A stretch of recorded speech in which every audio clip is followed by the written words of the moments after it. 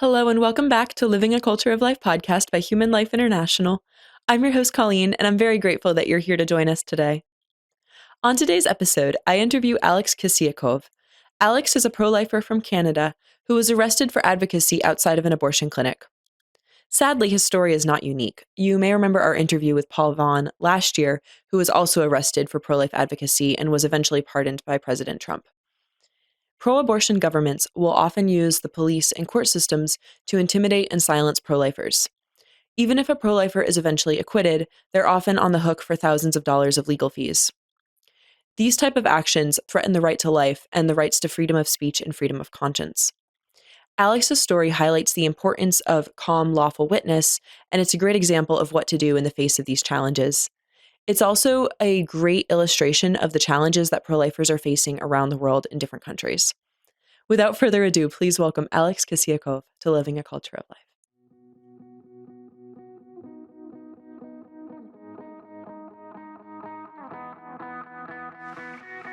Welcome to the podcast, Alex.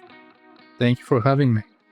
Thank you for being on. And I am very excited about our podcast today because you're going to be sharing your story of the legal challenges that you encountered in Canada when being outside, like witnessing outside of an abortion clinic. And I'm excited to hear the story. I read an article about it and it sounded like the kind of story that our audience would be interested in. And I'm excited to have you on the show today. So thank you for joining us. Thank you for having me once again.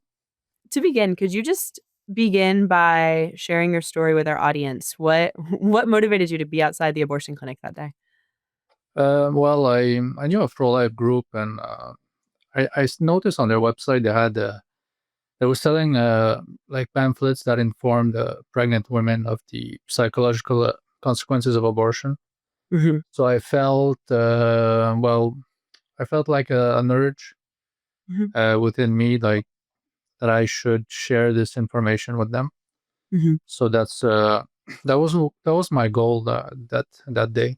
And had you been engaged in doing that before, or was this something new for you? What was your background? Well, those pamphlets, I bought them from that pro-life group, and I tried to distribute them like at random women on the street, and like 80% of them just took them. So, I felt, okay, if 80% of women are willing to take them, well, maybe I should just stand in front of the abortion clinic and do the same thing.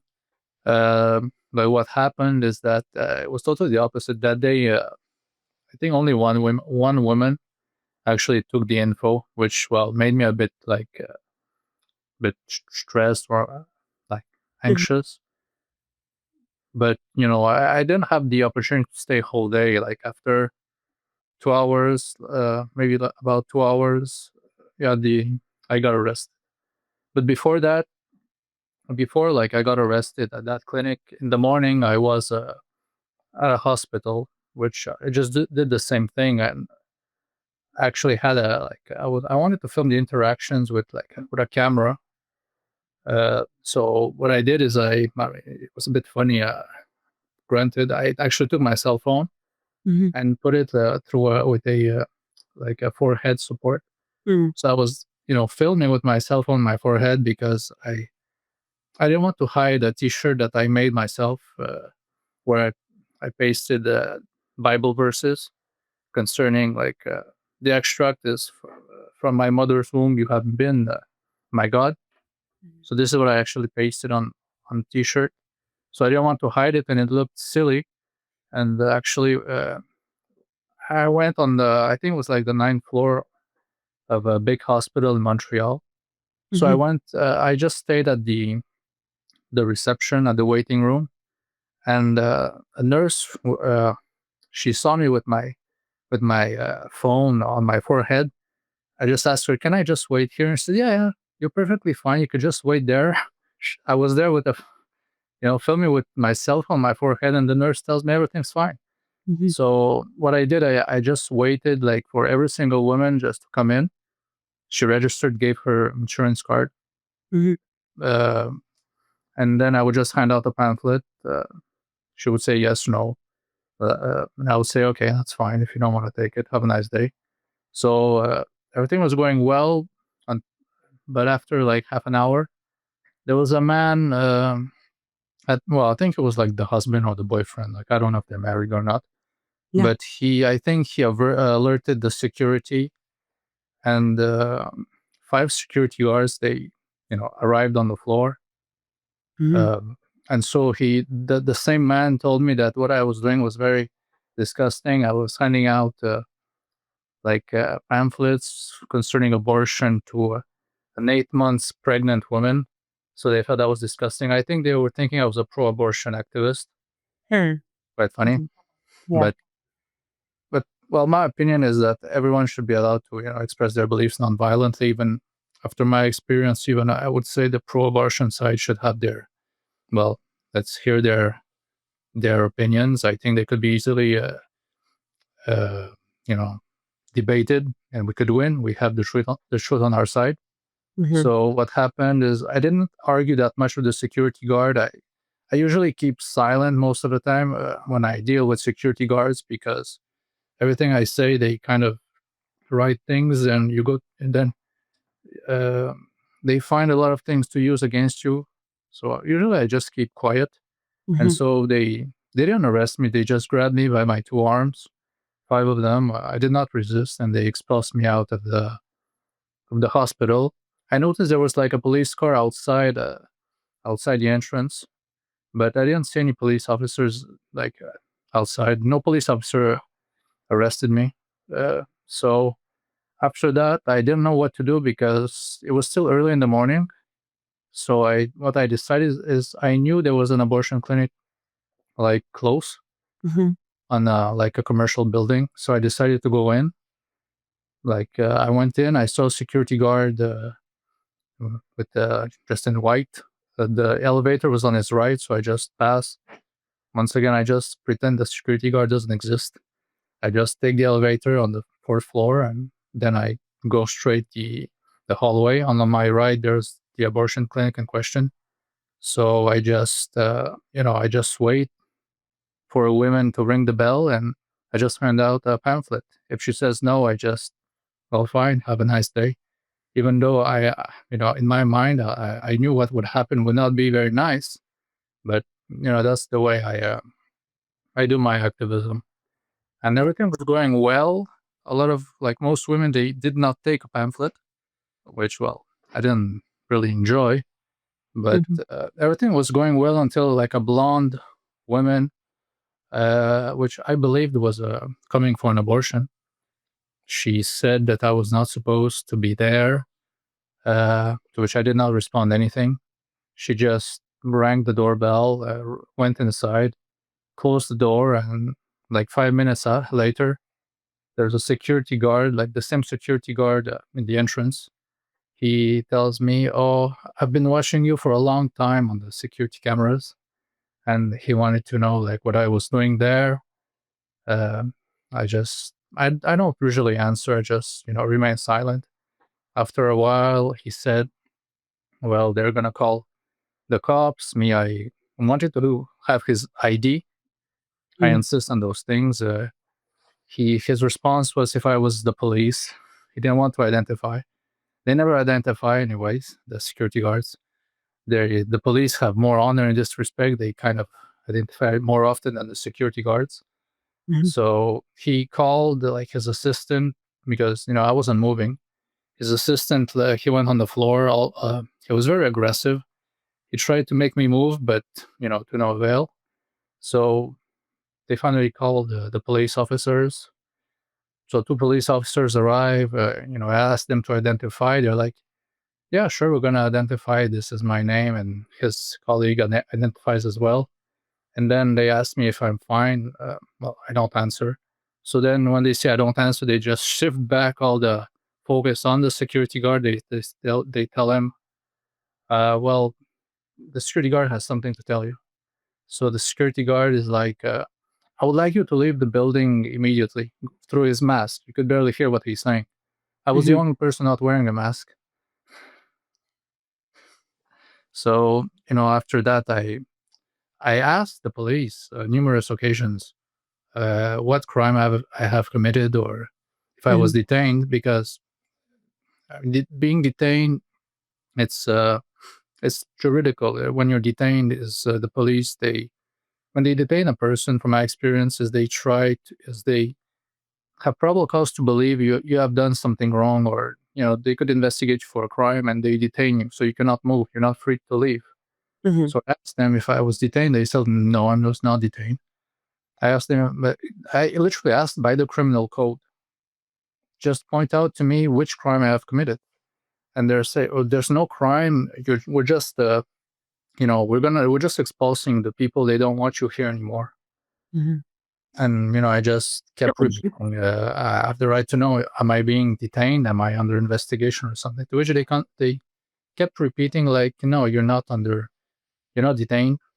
Mm-hmm. You should take either your left leg and put it in front of the other, and they said they could carry my belongings with me. So they lost patience, and they brutally arrested me. My recording stopped. Mm-hmm. They did not even inform me of what crime I had committed. They started searching me, which, I mean, the only uh, legal way to search a person is you have to put that person under arrest. Then they have the right to legally search you. When they don't arrest you and they don't inform you of the crime, that's an illegal search. So that's what happened. They later, after having searched me, and they told me what I've done is mischief. From what I know is that I don't know if you know, like, Mary Wagner and Linda Gibbons. No, I don't. I think they usually got they also have done pro-life witness in front of abortion clinics, Okay. but I don't know if they have ever been charged with criminal harassment. It's possible that I was the first person charged with criminal harassment for doing this sort of activity, but I cannot confirm. It's just from my personal knowledge. Yeah. So then you ended up going to court over this because you were arrested, right? So what happened when you went to court? Well, at first you go to like a preliminary proceedings. It's a first judge. He's not really familiar with the case, and you just go there just to know what you're charged with. So when that day, the judge told me I was charged with 2 counts of criminal harassment. Wait a second. One was towards the nurse. One was towards the users of the clinic, and the other one was for mischief, for allegedly. I'll have to read it to you. Prevented, interrupted, or interfered with the lawful use, enjoyment, or operation of property exceeding $5,000. That is here the abortion clinic. And so when you realized that, I believe one of the women that you had handed a pamphlet to was a nurse. So could you talk about the developments that you realized when you were going through the court proceedings? Yeah, the nurse, she said that supposedly my T-shirt. She actually, I think she confused the verses for my words, because she told the judge that I supposedly would have told her that according to God's law, one cannot have an abortion. Mm. And she also added that supposedly I told her that she was in sin. Mm. She, yeah, she said that she swore 3 times that this is exactly what happened, even though we were seeing on the video evidence, my own video evidence that I provided, and that of the other party, that it did not happen according to her memory. Yeah. She also said that I stuck behind her and I tried to get inside the abortion clinic, but that clearly was on the video. You just see me handing out the pamphlet outside. So the only explanation she gave was that the video evidence was tampered with. Someone would have tampered with the video evidence. So basically, when this whole situation went down, the police said that there wasn't any sort of crime or wrongdoing, and you didn't know this woman was a nurse. And then when you go to court, like, you end up getting arrested and being charged with these crimes after the police told you there weren't any crimes. And then you find out that one of the women that you handed a pamphlet to was a nurse who was then saying basically that you were harassing her at work. Is that a correct summary? The portion of harassment is what the nurse said. Well, one of the testimony, but I think it was from actually from the abortionist. She also testified. She said that I had an incisive look, that I stood still which she found this scary, that I was not talkative, and that I suppose I had an incisive look. That Okay. was one of her, but that was a written testimony. The abortionist, she said that first, the abortionist, she never witnessed any interaction of me and the women. The only thing she received was a phone call concerning me. Mm. The nurse, I don't remember. Besides, what I just told you, that she wrote that suppose I tried to get inside the abortion clinic. Mm-hmm. That yeah, that I suppose it told her these words. That's what I remember. Yeah. Can you remind me which Bible verse was on your shirt again? It's from my mother's womb. You have been my God. Right. I could tell you something about this T-shirt. It's the T-shirt. In the beginning, I don't know the Old Testament very well, and that's the extract is from the book of Psalms. Okay, um, me, I was struggling because, well, I'm from, I believe, like how can I say, for us, baptism, like for you Catholics, is important. Mm-hmm. So me, I wasn't really sure what happens to unbaptized, like unborn children. Do they go to heaven or do they go to hell? What's their where do they go? So I just actually saw this by accident.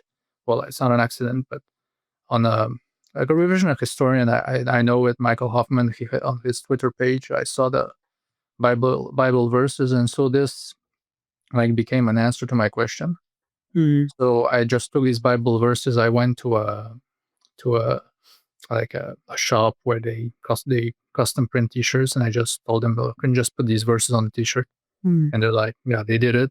After a few weeks, the T-shirt was like a memory that came back, like from my youth when like my mother was pregnant with me. Uh, the doctor, well, the abortionist, sorry, gynecologist, he said he actually made a mistake, a medical mistake, which endangered my life and that of my mother. So he recommended, well, your baby is going to have a physical malformation, so it's better you should just abort him. So, s- so I was like, oh wow, this actually fits my own personal experience. And I felt indeed he indeed was my God from my mother's womb also. So this is the story of the T-shirt. Okay. Interesting. So yeah, the nurse then took the words and either misinterpreted them in her mind or misremembered it and said that you said something that you didn't say to her. So Yeah, interesting. I never uttered these words, even though I do believe that a person who is complicit. I mean, Mhm. that's a sin of mortal sin. That's very grave. But I never uttered these words to anyone. Yeah. Even though I believed them, I knew what they were doing was wrong, but it's just not my. Mhm. I don't. Um, when I do this activism, I'm the one that doesn't talk. I'm not that talkative Yeah. on average. So No, and that makes sense because you don't necessarily like if you're hoping to convince people to choose life, you don't wanna unnecessarily, like, make agitate the situation. It's trying to say what's effective in the moment. So, that makes sense. but I think So people should be like people that I think, yeah, I'm pro freedom of speech. I think people have the right to be, let's say, they could just say that what you're doing is murder and that you're a murderer. That's I think people have the right to say it. It's just not my the way I go about it. But I think everyone non-violently should be allowed to say these things. What she said that supposedly I told her, I think a person should be allowed to say them. That's freedom of speech. If you get offended, well, get offended. That's for you. But for, in my opinion, it fits freedom of speech. Even if I would have said those words, I think it's part of freedom of speech. A person should be allowed to say them. so what ended up happening in court? Like, did believe that you ended up getting acquitted in the end, but what was that process like? Okay, well, the first day, I briefly testified. Mostly the plaintiffs testified. One of the security guard, all his testimony, he said that I asked him his name, which is true. I did ask him his name. Uh, but he was never like a witness in any of my interactions. Most of his testimony was hearsay, which in court is irrelevant. That has no real value. So yeah, his testimony was not that significant. The nurse, once again, she said that I tried to get in. That I stood behind her. That I told her these words. Um, yeah, and the gynecologist or the abortionist, she said she was frightened at my sight. That I was not talking, even though like the guards were talking to me. That I had an incisive look. She admitted that even though I stood in front of the clinic, well, women were still being seen, and so they were kind of, for them, they were receiving treatment. For me, it's not a treatment, but that's in their words. Uh, so they did not manage like to find any evidence, substantial evidence to convict me on any of those charges. And what's I should mention is that they never asked the women to testify. So there was just absolutely no women, to say that I indeed prevented them from having an abortion or whatever they were coming in for. Yeah. So that's how they just did not manage to find any substantial proof beyond a reasonable doubt to convict me. Yeah. No, that's really hopeful, honestly, that they, like, didn't end up like, I just am thinking about we had Paul Vaughn on the podcast last year, and he was one of the pro-lifers that was pardoned by Trump when Trump took office, and, so I just feel like there's been so many stories lately of people being wrongfully prosecuted for pro-life advocacy, so I'm really thankful that they didn't end up throwing you in jail or anything like that over this, so Well, they were not even asking for jail because it was the first time I got criminally Mhm. uh, charged. So it was just a fine, essentially, was what Well, the she wanted a criminal record. Which is very bad. Yeah. She wanted a criminal record for this sort of activism. But Mhm. like the crown prosecutor, she actually was not the first one assigned on the file. She was the second. The first one was a man, but he transferred the file to her. Gotcha. So basically, you have this arrest despite the fact that the police aren't actually telling you what crime you've committed.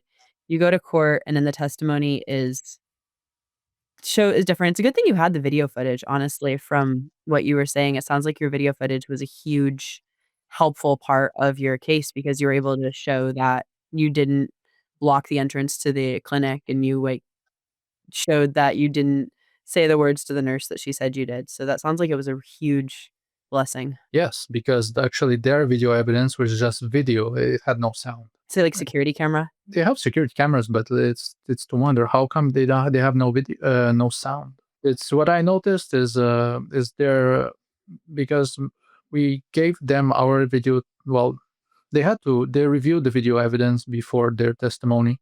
Mhm. So, but usually, like before we go to court, we wait on benches, and I noticed they were very talkative in the beginning.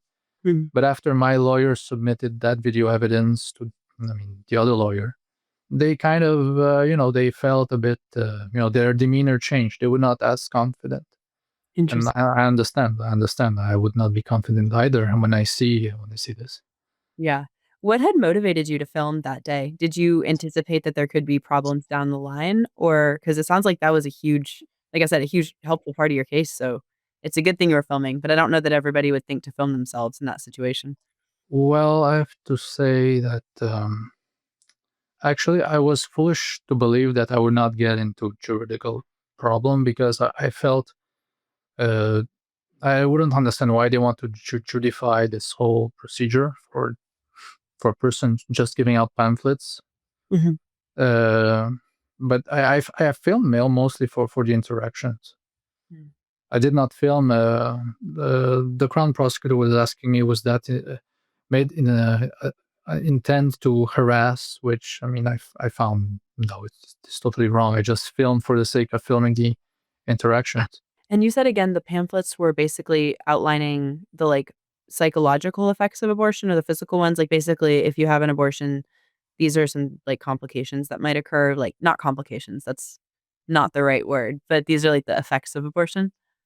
They're mostly psychological consequences. Yeah. Okay. Like relationship, like one of the consequences is like relationship issues. Obviously, I mean, if you get aborted, it's going to affect your relationship down the line. Yeah. No, we have some animated video. We have two animated videos, one on the psychological effects of abortion and one on the physical problems that can occur after abortion. And YouTube ended up pulling down the one on the physical effects, but they left up the psychological ones. I think I got those correct. So we've had that issue as well with that kind of information being stifled. They don't want. Actually, one of my conditions was not. I was not even allowed like to distribute any documentation concerning abortion to anyone. Like to solicit. Sorry, I was not Yeah. allowed to solicit anyone and give like written documentation. So I Yeah. think this scares them a lot. But written documentation with sources is very scary for them. And then so you ended up being acquitted and they couldn't prove that you had done anything wrong. But I believe you said the judge was concerned about some of the statements that you made. Could you tell me a little bit about that? Well, I what I said is that actually just quoted them our preamble to our Canadian Charter of Rights and Freedoms, which it says that the Canada is built on the principles of supremacy of God and the rule of law. And from as a follower of Pastor Baldwin, one of his sermons was that the conscience is the supreme domain of God. So I said that when I acted on my conscience, that is part by acting on my conscience, I submitted myself to the law. I mean, I have my actions were protected by the Canadian Constitution itself. I did not even like claim to have acted like above the law, but I felt the judge. She felt that I was like some like citing a law that did not exist, which and I don't really agree. I think my action is totally protected under my own charter. So could you tell our audience a little bit about Canadian law regarding being outside of abortion clinics? I know that different parts of the world have like more intense buffer zones. I don't know anything about Canada's situation, but my impression being here in the US is that Canada's always a little bit more pro-abortion and obviously has the euthanasia issue. So it's always interesting to hear what the dynamics are around pro-life activism in Canada versus the US. In Canada, we have, I don't know a province that doesn't have bubble zone laws. Okay. In Quebec, actually, that pro life group, unfortunately, they lost their case in the Quebec Superior Court. So the Quebec Superior Court actually confirmed these bubble zones laws. 50 meters, you cannot try to prevent a woman from having an abortion within 50 meters of an abortion clinic. And Which do they include, like, praying or handing out pamphlets as part of that prevention? Is that something that would be going against the bubble zone law? well, me, I personally, I was never charged under that law. Okay. No, that's kind of what I was curious about was That's why, if those laws do exist, why they didn't charge you under them, and yeah. that's my feeling is that these laws, I think they're made to scare people, but what they actually do is they use criminal law. They just use the criminal law, weaponize the criminal law against the peaceful dissidents to make them incur lots of fines. Like in my case, I spent $15,000 just for my criminal, just to get acquitted. And so I had no choice but set up a life funder page. If people want to donate, they could do so. Um, but it's Paul Fromm called it like he called it abuse by process. This is how he described it. Mhm. Yeah. Do you think it's a hopeful sign that you were acquitted of this, or do you think it just shows how far Canadian law has gone to target pro-lifers? I think Canada just targets every person that goes against the status quo. Everything that is against the government or their policies, they're going to use whatever means they have to make you incur. If they don't get an accusation, they're going to hurt you financially. And then they succeed. In my opinion, they most of the time they do succeed. But if they don't get an accusation, a conviction, they drain you financially, and they know that, and they're not. I don't feel unless the church wakes up and starts, I would say, starts getting involved in politics, endorsing political candidates, speaks out against COVID or abortion, euthanasia, and I would also add Palestine. I don't see it as a political issue. I see it as a human rights violation. Unless they start caring more about preaching the word of God instead of caring about their their tax exempt status, nothing's going to really change because the government. We have the separation of church and state. Well, they cannot endorse the denomination, but that doesn't mean that liberty of religion should be prohibited also. So they should get involved. And here in Canada, the pro-life community, there's priests that get involved, but as a whole, as a structure, the church is absent. So what can they do? They're on their own. Yeah. So that, in my opinion, is the root cause of the issue. It's really interesting because I saw a video a couple of years ago of HLI's founder, Father Marx, in Montreal in the 90s, and just the intensity of the protesters, the pro-abortion protesters. And it was very, very eye-opening to me. I don't think I'd ever seen that kind of intense hatred of Catholicism and pro-life truths and all of that. Like, it was very, very interesting and goes to show how deep the problems go. Well, in Quebec, what I could say is my feeling. Well, Quebec is a Marxist province. Here in the United States, you have states, but here we have provinces. It's not common. You're gonna see like students from university when you're in the subway. They're not gonna read the Bible. They're gonna read the Communist Manifesto of Karl Marx or Das Kapital. They're not gonna read the Bible. So it's the students here. They're Marxified. Yeah. No, it's so sad. So, Alex, what comes next for you? How does this affected your pro-life advocacy? How did this experience change you? I've learned that there will be no rights granted by any judge concerning the unborn in Quebec, because they're never going to charge one. They're never going to charge us, in my opinion, under that bubble zone law. My feeling is that it's not. This thing is just going to lead to one thing for me personally. It's just going to lead me to jail. That's guarantee, because they're not going to be that sympathetic to me next time around. So what I think should be better is that people should focus on political avenues, ways of getting personhood amendment. I think I'm mostly influenced by Dr. Annie Bukacek and her presentation at the Liberty Fellowship concerning personhood amendments should be the way to go forward. I also think that pro-lifers should start going in front of pharmacies, because contraceptives, from after reading Infant Homicides Through Contraceptives by Pharmacists for Life International, I am convinced that contraceptives function as abortifacients, and their number of abortions through them exceed far more surgical abortions. So what I would recommend pro-lifers is maybe buy their pamphlet and just do like the Jehovah Witnesses. They have like stands. They give like literature. I think a pro-lifer could just very easily just stay in front if you want to have like your poster with an aborted an aborted baby through surgical means. You could do that. But pharmacies, I think, I don't know bubble zone laws concerned with Target. I don't know I think bubble zone laws would not include pharmacies because, well, just my opinion, I could be wrong, but I think that could be a good avenue for people that want to do this kind of activism. And you also have pharmacies that are beginning to sell abortion pills and all of that as well. So you can it's really interesting though, because the contraceptive issue is so tied up to the pro-life movement, and yet pro-lifers don't want to talk about it. That's been a big thing that HLI has talked about, is both how a lot of contraceptives are abortifacients, and then also how the contraceptive mindset leads people to get abortions. So it's kind of talking about contraception is incredibly important to hopefully eradicating abortion someday. Well, the question should, my opinion, after reading that booklet, should be, well, are contraceptives really contraceptives? The pill? Or, Yeah.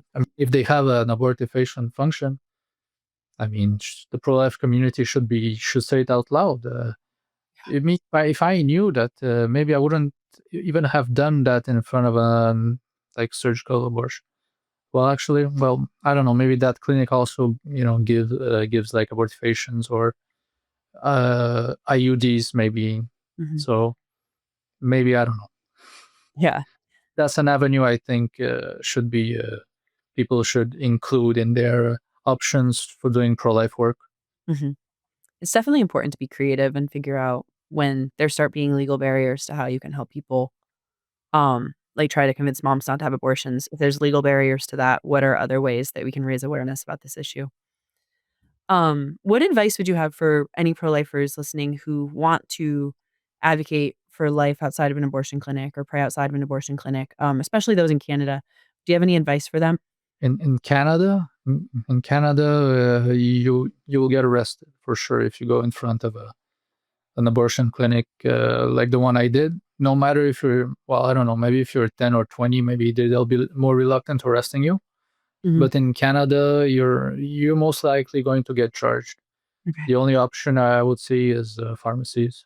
Okay. In the United States, in the United States, except in California and New York, I think you should at least be 3 people doing this kind of work, so you have witnesses. But they should also explore like pharmacies. Yeah. It seems like filming also, if it's allowed and doesn't seem super invasive, might not be a bad idea. Well, in my opinion, I forgot they should definitely film.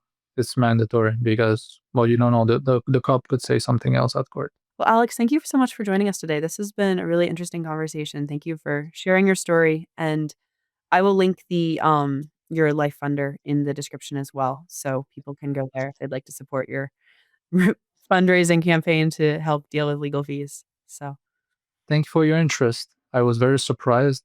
Thank you very much, and I wish you all the best. thank you very much. And to all of our audience, if you enjoyed this episode, please like and subscribe. Check out the new ebooks that we have coming out and keep on living the culture of life. God bless.